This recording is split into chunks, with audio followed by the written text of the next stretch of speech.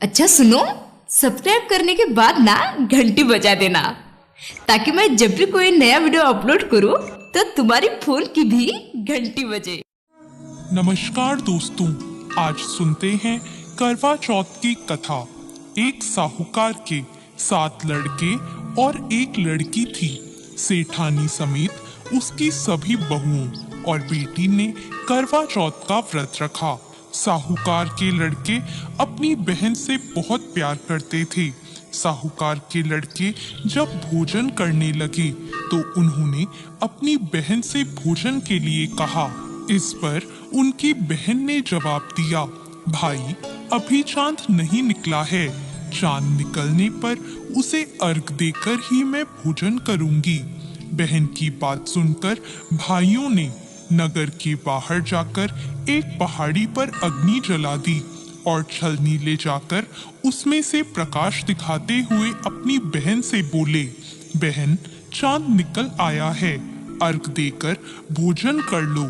साहूकार की बेटी ने अपनी भाभियों से कहा, भाभी देखो चांद निकल आया है, आप भी अर्घ देकर भोजन कर लो।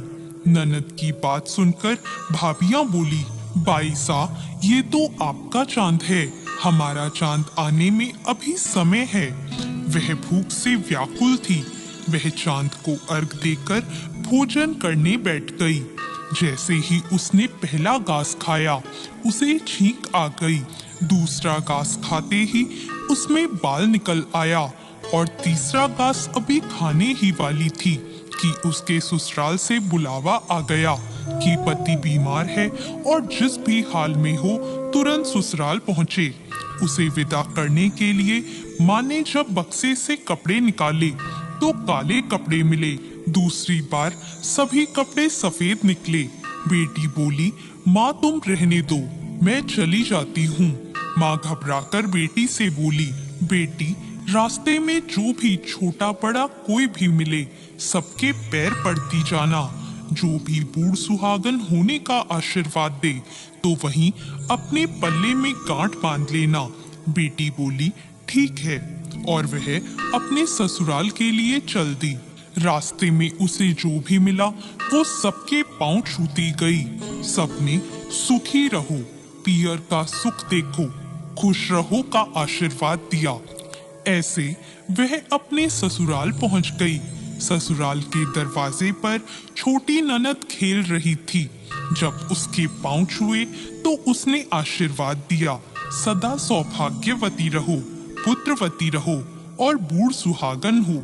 यह सुनते ही उसने अपने पल्ले से गांठ बांध ली। घर में अंदर गई तो उसने देखा कि उसका पति मरा हुआ जमीन पर लेटा है और उसे ले जाने की तैयारी हो रही है। वो बहुत रोई, बहुत चिल्लाई। जैसे ही उसे ले जाने लगे वो रोती चिल्लाती बोली, मैं इन्हें ले जाने नहीं दूंगी।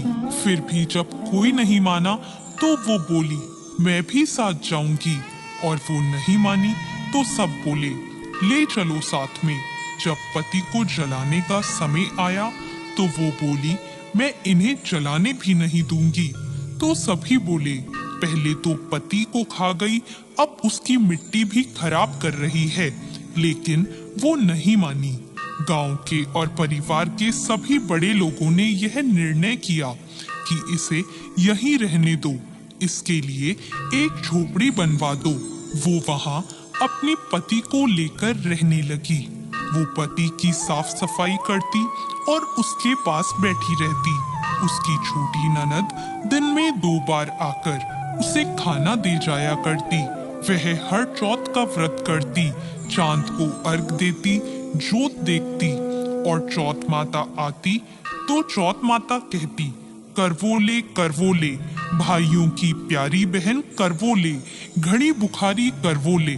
तो वह चौथ माता से अपने पति के प्राण मांगती, पर चौथ माता उसे कहती कि जब हमसे बड़ी चौथ आएगी तो उससे अपने पति के प्राण मांगना। ऐसा करते करते सभी चौथ आई और सभी यही कहकर चली गई। अश्विन की चौथ बोली तुझसे कार्तिक की करवा चौथ माता नाराज है। वो ही तेरा सुहाग लौटाएंगी। जब वो आएंगी तो उनके पैर मत छोड़ना। जब करवा चौथ आने वाली हुई तो उसने अपनी छोटी ननद से पूरे श्रृंगार और सुहाग का सारा सामान मंगवाया और करवे भी मंगवाए। सास ने सोचा पागल हो गई है, जो मांगती है दे आओ। साहूकार की बेटी ने करवा चौथ का व्रत रखा। चांद निकलने पर अर्घ दिया, चौथ माता की जोत करी। जब चौथ माता प्रकट हुई तो चौथ माता बोली, करवोले करवोले, 7 भाइयों की प्यारी बहन करवोले, दिन में चांद उगाने वाली करवोले, घड़ी बुखारी करवोले। तब उसने उनके पैर पकड़ लिए और बोली, माता मेरा सुहाग वापस करो। चौथ माता बोली, तू तो बड़ी भूखी है, 7 भाइयों की प्यारी बहन है, तुझे सुहाग से क्या काम। तब वह बोली, नहीं माता नहीं, मैं आपके पैर तब तक नहीं छोड़ूंगी जब तक आप मेरा सुहाग वापस नहीं करती। चौथ माता ने सुहाग का सारा सामान मांगा तो उसने एक एक करके 16 श्रृंगार का पूरा सामान माता को दे दिया।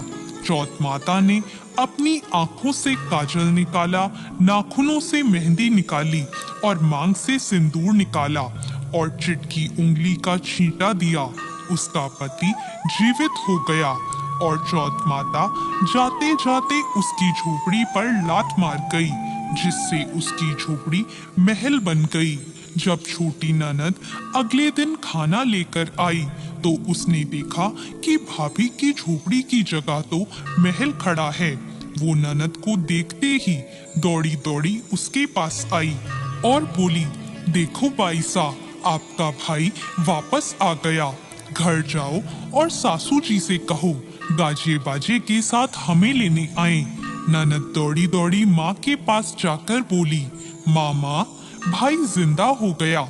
माँ बोली, उस भाभी के साथ तेरा भी दिमाग खराब हो गया है। ननद बोली, नहीं माँ, मैंने देखा है, भाई सच में जिंदा हो गया है। भाभी ने गाजे बाजे के साथ हमें बुलाया है। सभी घर वाले गाजे बाजे के साथ अपने बेटे को लेने पहुँचे।